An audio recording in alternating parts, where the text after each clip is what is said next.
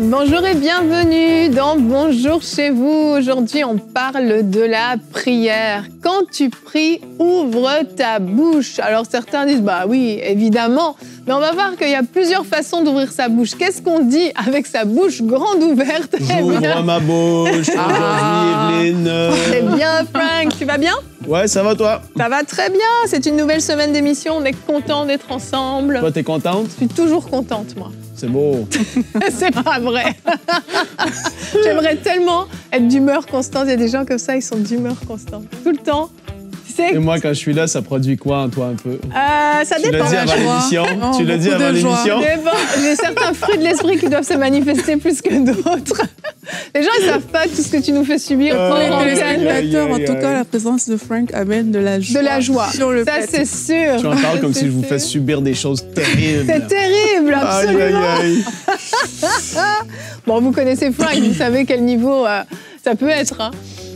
On connaît ton sens de l'humour. Aïe, aïe, aïe. Hein? Regarde, il dit plus rien. Bref, continuons cette introduction merveilleuse. Eh oui. Donc aujourd'hui, on parle de la prière.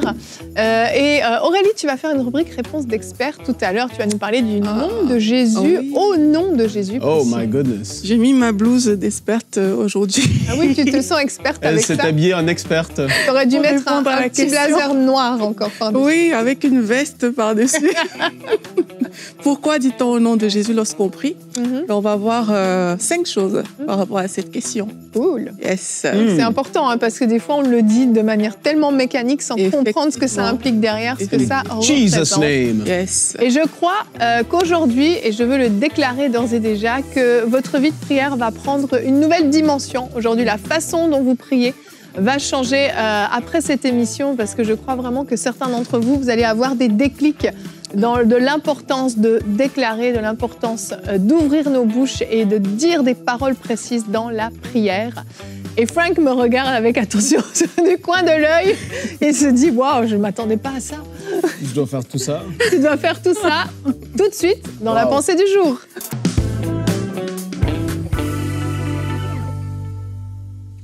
Ouais, le but, c'est d'ouvrir la bouche, comme Evelyne l'a dit, dans la prière.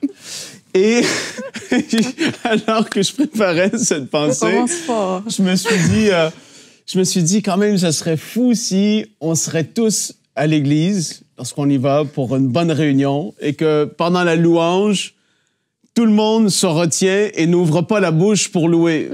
T'imagines quand même la scène? Et il n'y a rien qui sort. Il n'y a aucune louange qui sort. Ce serait tellement drôle. Ou dans la maison, ben, ta relation avec ton conjoint, ta conjointe, il n'y a aucune parole qui sort. Ce serait tellement bizarre, en fait.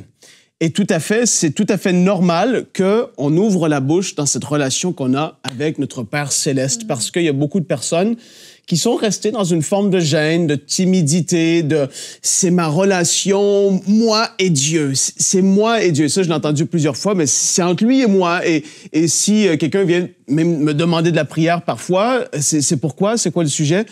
C'est entre moi et Dieu. Mais je suis désolé, il faut que tu me dises le besoin et pour que je puisse, moi, parler à Dieu et prier en ta faveur pour que tu puisses recevoir la percée.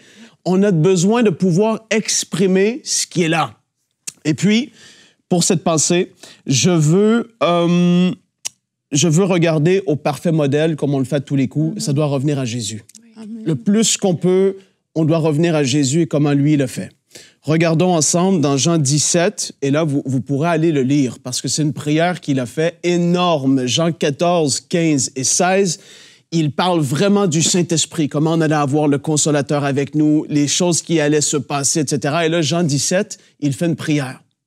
Et quand tu regardes la prière, je vais lire les versets 4 et 5, mais tu peux lire de 1 à 26, c'est merveilleux. Verset 4, et là, c'est Jésus qui parle au Père. « Je t'ai glorifié sur la terre. J'ai achevé l'œuvre que tu m'as donnée à faire. Et maintenant, toi, Père, glorifie-moi auprès de toi-même, de la gloire que j'avais auprès de toi avant que le monde fût. » T'imagines s'il n'aurait pas ouvert la bouche, on n'aurait même pas pu entendre cette prière. Les disciples n'auraient même pas pu retranscrire ce qui s'est passé. Jean aurait juste vu Jésus là, intensément prier en son cœur. Parfois, c'est correct parce que l'endroit n'est pas propice à ce qu'on ouvre la bouche.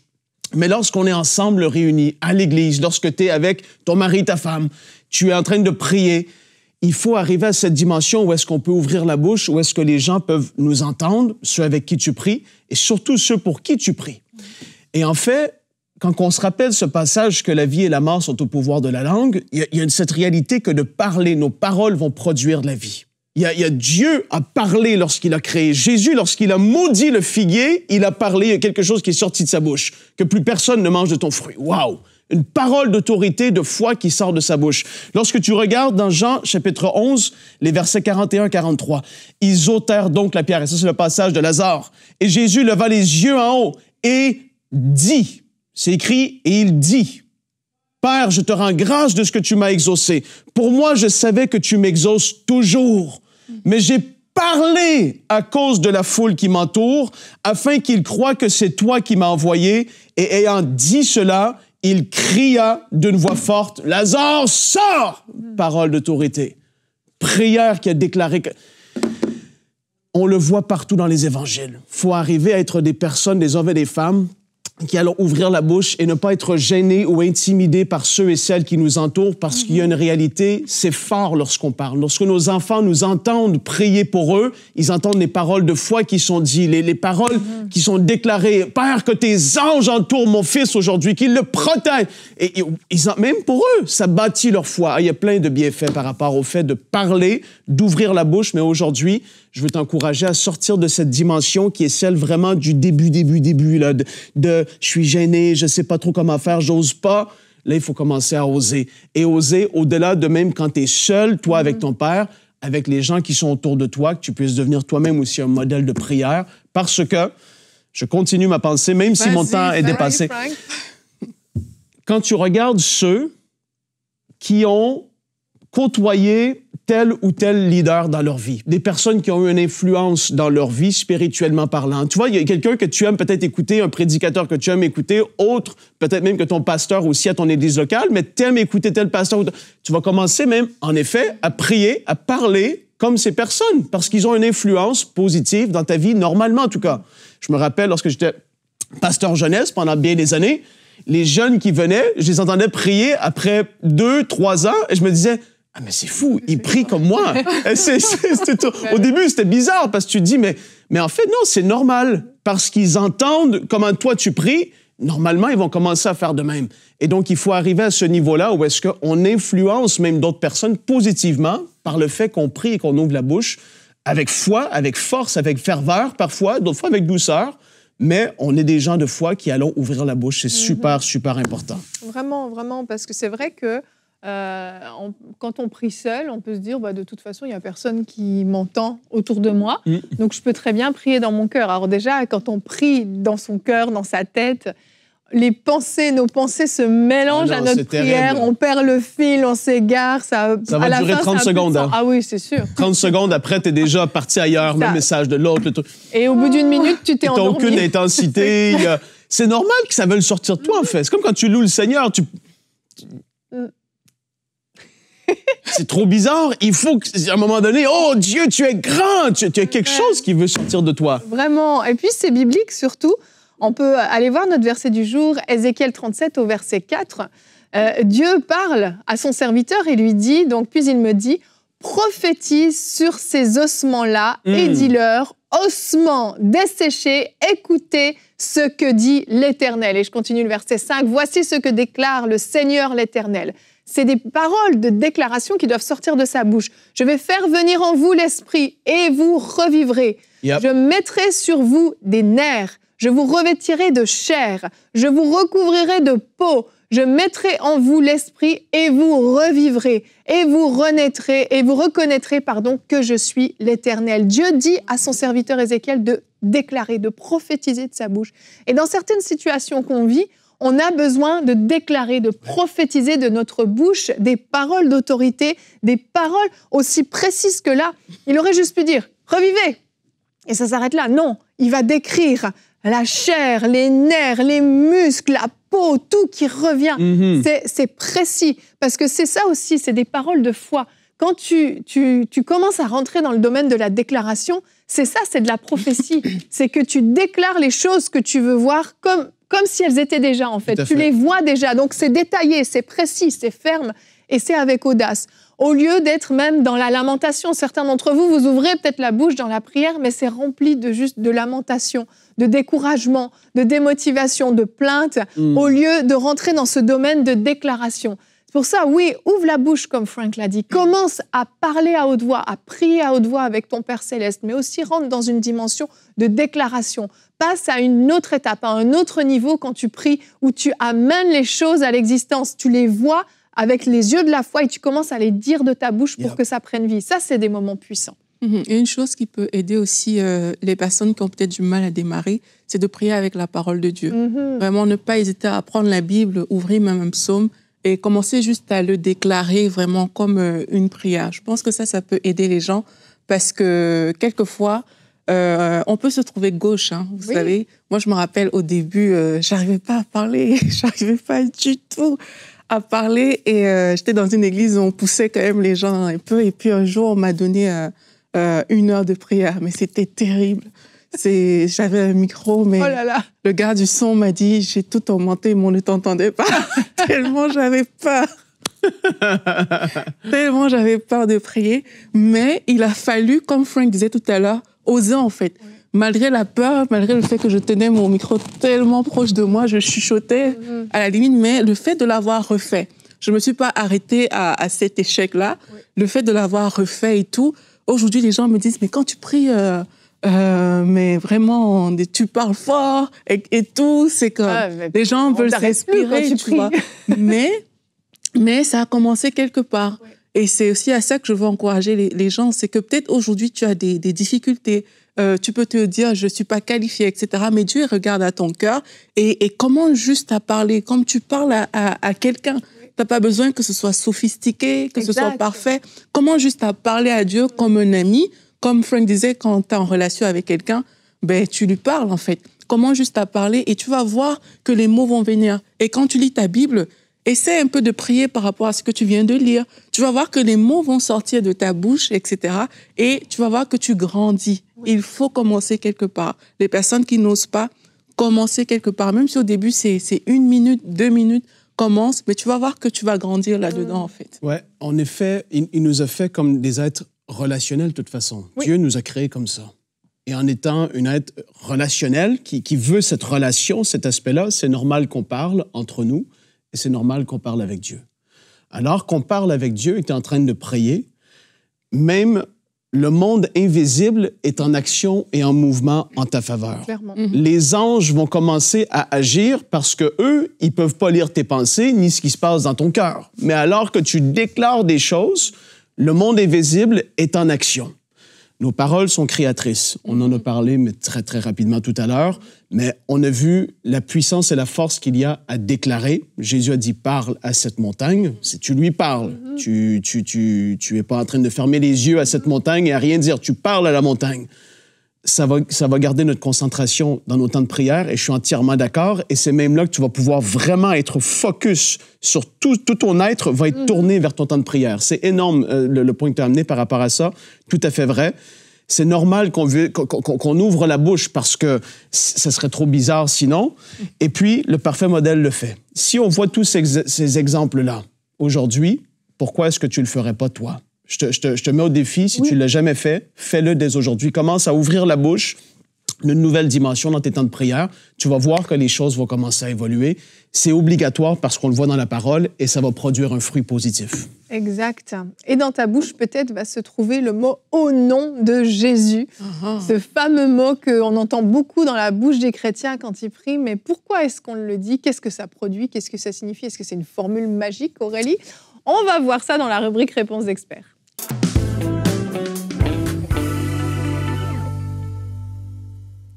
Alors, c'est une très bonne question qui a été posée parce qu'effectivement, on peut utiliser le nom de Jésus un peu partout, quelquefois, même sans savoir pourquoi on le fait, sans savoir ce que ça veut dire.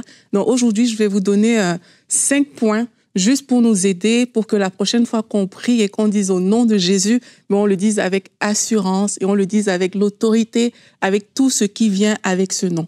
Donc, le premier point qu'on peut voir aujourd'hui ensemble, pourquoi dit-on au nom de Jésus? Eh bien, Jésus nous a demandé dans la parole de Dieu de prier le Père en son nom. Et il y a rattaché une promesse. La Bible nous dit dans Jean 14 au verset 13, « Tout ce que vous demanderez en mon nom, je le ferai afin que le Père soit glorifié dans le Fils. » C'est Jésus qui nous a demandé de le faire. Donc, prier au nom de Jésus, c'est vraiment obéir à une parole que Jésus nous a demandé de faire, oui. Et il a promis que chaque fois qu'on va le faire, eh ben, il y a quelque chose qui va se passer. Vous connaissez peut-être cet exemple populaire de l'envoyé. Par exemple, si Yveline, je vais à la banque au nom d'Yveline et que j'ai la preuve que Yveline m'a donné les accès, eh ben, j'aurai accès à tes fonds, tout simplement, Yveline, parce que je suis allée en ton Heureusement nom. qu'il faut quelques éléments supplémentaires pour avoir accès. Non, mais c'est ça, c'est qu'on sait que, voilà, cette personne est là, elle est venue, elle s'est présentée au nom d'une autre personne, eh bien, ça donne le même accès, comme si c'était cette personne directement, comme si ça aurait été toi, Yveline, directement, qui te serait présentée à la banque. Donc, quand on vient devant le Père, au nom de Jésus-Christ, eh bien, c'est comme si c'est l'accès que Jésus-Christ lui-même a vis-à-vis du Père que toi, tu as directement. Maintenant, j'entends les personnes me dire, mais Aurélie, oui, je prie au nom de Jésus, mais on dirait que rien ne se passe. Et j'ai envie de te dire que le problème, en fait, c'est pas la promesse que Jésus nous a faite quand il a dit de prier au nom du Père, mais c'est vraiment l'utilisation qu'on fait du nom de Jésus. Et ceci m'amène à mon deuxième point. Tu en as parlé, Yveline. Le nom de Jésus, c'est pas une phrase de conclusion d'une prière et ce n'est pas une formule magique. Jésus, c'est celui qui nous a sauvés. Et quand on dit au nom de Jésus, on est en train de reconnaître qu'il est notre sauveur, qu'il est notre maître, qu'on a une relation avec lui qui nous permet d'utiliser ce nom. C'est pas juste un nom qu'on utilise au hasard. Vous vous rappelez, dans la parole de Dieu, les fils de Séva, ils sont venus, ils ont voulu faire comme Paul, au nom de Jésus que Paul prêche. Et la Bible dit en fait qu'ils ont été malmenés par les démons. Pourquoi? Parce qu'en réalité, ils n'avaient aucune relation avec Jésus-Christ. Ils n'avaient pas de relation avec Dieu. Ils ont juste voulu se servir de ce nom comme une formule magique, comme quelque chose qu'on prononce, et il n'y a eu aucun résultat. Donc parfois, on peut juste se dire, OK, je vais placer le nom à la fin de la prière. C'est pas comme ça que ça marche. Utiliser le nom de Jésus, ça veut dire qu'on reconnaît qu'il est notre sauveur, il est notre maître, il est celui qui dirige notre vie. On a une relation avec lui qui nous permet d'utiliser son nom. La troisième chose que je veux vous dire aujourd'hui par rapport au nom de Jésus, c'est que dans le nom de Jésus, il y a une autorité. La Bible dit dans Philippiens 2 au verset 8 que, ayant paru comme un simple homme, il s'est humilié lui-même, se rendant obéissant jusqu'à la mort, même jusqu'à la mort de la croix. Et la Bible nous explique que c'est pourquoi Dieu l'a souverainement élevé et lui a donné le nom qui est au-dessus de tout nom, afin qu'au nom de Jésus, tout genou fléchisse dans les cieux, sur la terre et sous la terre, et que toute langue confesse que Jésus-Christ est Seigneur, à la gloire de Dieu le Père. Ce verset extraordinaire, il nous dit que Dieu a souverainement élevé Jésus-Christ. Et en fait, utiliser le nom de Jésus, c'est se réclamer de l'autorité de Jésus. Lorsqu'un policier vient devant vous et vous dit « Au nom de la loi, je vous arrête », il se réclame de l'autorité de l'État. Mais lorsque toi, tu viens et tu dis « Au nom de Jésus-Christ », là, tu te réclames de l'autorité de Jésus-Christ lui-même. Tu te réclames de l'autorité de Dieu. C'est pour ça qu'il ne faut pas avoir peur de parler. On a dit, on est en train de parler de l'utilisation de notre bouche. Il ne faut pas avoir peur de parler aux circonstances, de parler aux situations, de parler à la montagne, de parler aux maladies au nom de Jésus-Christ, parce que dans le nom de Jésus, il y a cette autorité, comme on a lu, sur la terre, sous la terre, dans tout l'univers, en fait, le nom de Jésus a cette autorité-là. Donc, quand tu l'utilises, parle le nom de Jésus avec foi, avec assurance, en sachant que Dieu l'a souverainement élevé et on croit qu'au nom de Jésus, vous allez pouvoir aussi vivre de belles choses. La quatrième chose que j'aimerais dire, c'est que prier au nom de Jésus, c'est reconnaître que Jésus est le seul chemin qui mène au Père. La Bible nous dit dans 1 Timothée 2 au verset 5, « Car il y a un seul Dieu et un seul médiateur entre Dieu et les hommes, Jésus-Christ, homme. En fait, c'est parce que Jésus a versé son sang à la croix que le ministère de la réconciliation a eu lieu, en fait. C'est seulement à cause de Jésus-Christ qu'on peut s'approcher de Dieu. Il est la porte, il est le chemin qui nous mène au Père. En fait, quand on parle juste du nom de Jésus, si on prononce juste le nom de Jésus comme ça, en fait, sans qu'il y ait aucune relation, sans qu'on ne comprenne même ce qui s'est passé à la croix, c'est juste religieux, en fait. Rien ne va se passer. C'est vraiment par Jésus-Christ qu'on a accès au Père. Prier Dieu sans passer par Jésus, c'est être religieux. Jésus est celui qui nous donne accès au Père. C'est celui qui nous permet vraiment directement de connecter avec le Père et de nous approcher du trône de la grâce avec assurance, comme la Bible nous le dit. Et enfin, mon dernier point, c'est que prier au nom de Jésus, c'est se soumettre à la volonté de Dieu. Pourquoi est-ce que j'ai parlé de ce point? C'est parce qu'il y a quelqu'un qui était venu me voir pour prier et la personne avait certains défis et la personne avait un peu trafiqué son histoire et la personne voulait qu'on prie. Et moi, j'étais comme, en fait, Dieu ne peut pas bénir une histoire qui est basée sur le mensonge. Quelle que soit la prière que tu vas faire, même si tu mets au nom de Jésus 50 fois dans cette prière-là, Dieu ne peut pas bénir quelque chose qui est basé sur le mensonge. Vous ne pouvez pas demander à Dieu de bénir votre situation d'adultère au nom de Jésus. Vous ne pouvez pas demander à Dieu de bénir un mensonge au nom de Jésus. Ça ne fonctionne pas. Donc, prier au nom de Jésus, c'est se soumettre à la volonté de Dieu, c'est se soumettre à la parole de Dieu, c'est se soumettre à l'autorité de Dieu dans notre vie et de reconnaître que c'est sa volonté qu'on veut véritablement faire.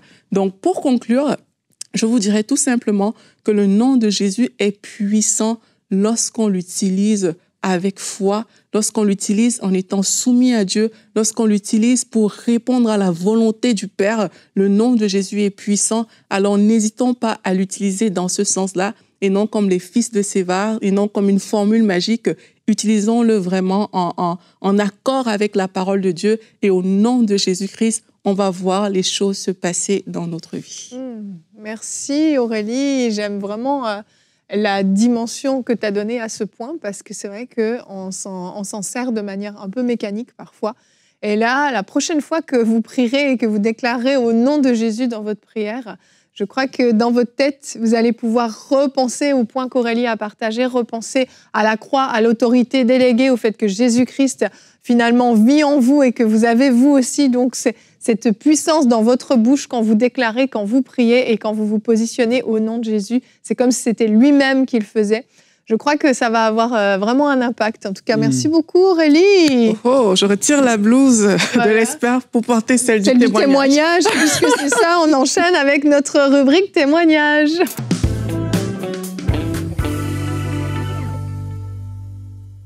Donc aujourd'hui, je vais vous parler de Ruth. Ruth vit ici au Canada et on va voir ce que Dieu a fait dans sa vie. Elle dit en fait que ça faisait déjà plusieurs jours. En fait, non, je vais faire son histoire autrement. Okay. Au départ, elle était en feu pour Dieu. Ça, c'est ce qu'elle nous dit de base. Au départ, elle était en feu pour Dieu. Elle avait un zèle pour Dieu. Elle était vraiment à fond dans sa vie de prière.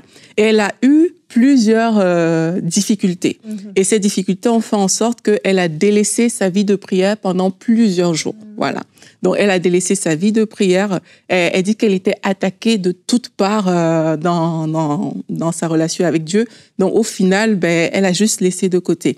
Mais quand même, elle avait mal par rapport à cette situation parce que elle voyait bien que sa relation avec Dieu avait pris un coup et elle demandait à Dieu de l'aider. Malgré cette situation-là, elle n'arrivait plus tout simplement à prier. Elle essayait de prier, mais il n'y a plus rien qui se passait. C'est comme s'il n'y avait plus de feu, il n'y avait plus de zèle. C'est comme si ses prières étaient devenues mortes. Et un jour, elle dit qu'elle a mis Prière inspirée. Et le titre, c'était la série sur la température de ma relation avec Dieu. Je ne sais pas si vous avez vu passer cette série-là. Moi, j'ai vu ça.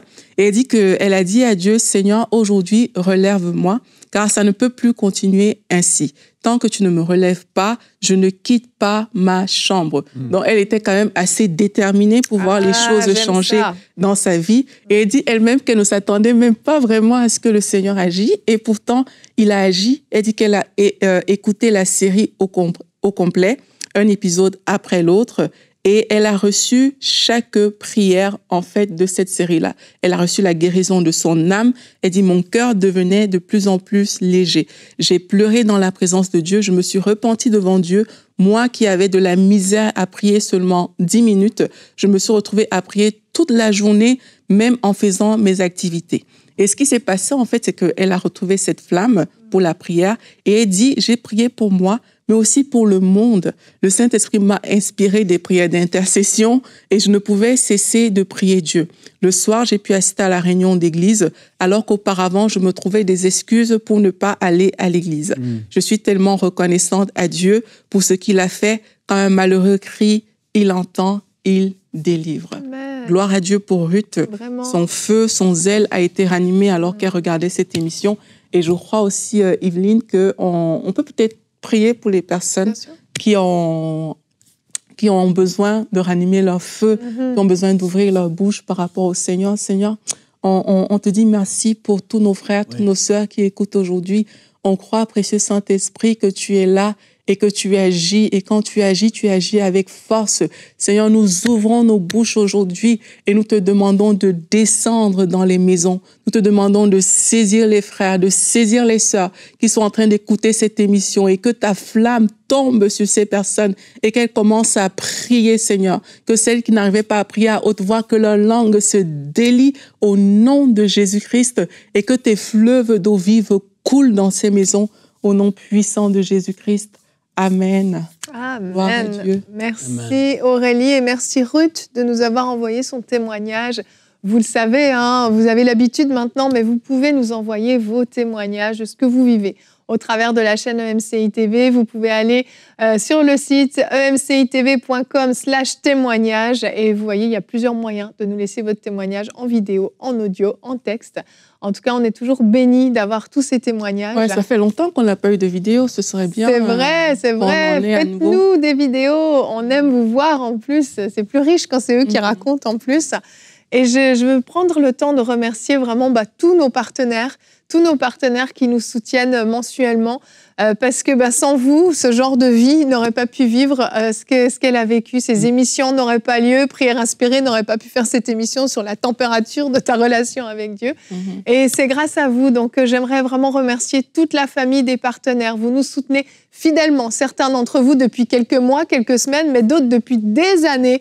Fidèles, et parfois on a l'occasion de vous rencontrer. Et c'est toujours une joie de vous rencontrer et de savoir que vous êtes heureux et que vous êtes vous-même bénis de pouvoir semer dans cette œuvre. Alors, si vous nous suivez peut-être régulièrement, puis vous ne saviez même pas que vous aviez l'opportunité d'être partenaire mensuel, vous pouvez vous rendre sur emcitv.com/don et vous pouvez vous aussi en fait devenir partenaire et décider de semer dans cette œuvre.